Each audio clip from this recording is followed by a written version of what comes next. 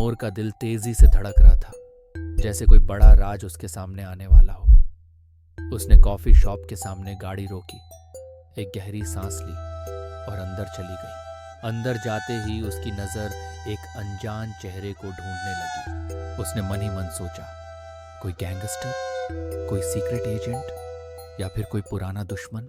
लेकिन जो उसने देखा उसने नूर को हिला दिया। एक यंग लड़का, काली leather jacket, bad boy attitude और चेहरे पर हल्की सी मुस्कान ली, सीधे उसकी तरफ देख रहा था। उसकी आंखों में एक अजीब सी शांति थी, जैसे वो नूर को पहले से जानता हो। नूर एक पल के लिए रुकी। यही है मिस्ट्री मैन, उसने धीरे से कहा। लड़के ने बिना पलक झपकाए हल्की सी मुस्कान दी। तुम नूर हो, है ना? उसने हल्की सी मजाकिया मुस्कान के साथ कहा। समय पर आई हो, इम्प्रेसिव। नूर ने हल्के से आंखें घुमाई, लेकिन उसके अंदर एक अजीब सी बेचैनी थी। मुझे समय पर आने की आदत है, लेकिन तुम कौन हो और मुझे यहाँ क्यों बुलाया?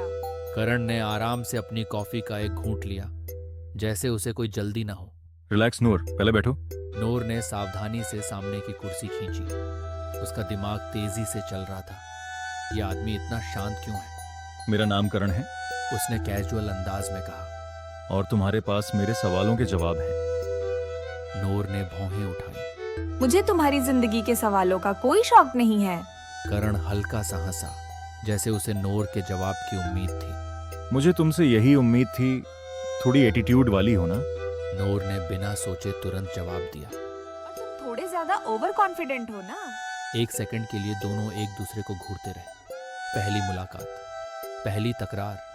तभी करण ने अपनी जैकेट से एक पुरानी तस्वीर निकाली। नूर ने उसके हर मूवमेंट पर नजर रखी, लेकिन जैसे ही उसकी नजर तस्वीर पर पड़ी, उसका दिल एक पल के लिए थम गया। एक जवान आदमी, पहचाना सा चेहरा, हल्की मुस्कान।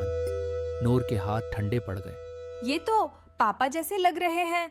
मेरे पापा की तस्वीर तुम्हारे पास क्यों है? करण थोड़ा आगे झुका। उसकी आंखों में एक गहरा रहस्य था।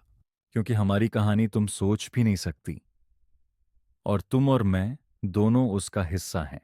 नूर की उंगलियां तस्वीर पर कस गईं। उसकी सांसें तेज होने लगीं। ये सिर्फ एक अजनबी नहीं था, ये उसकी जिंदगी का वो राज था जो आज तक उससे छुपाया गया था।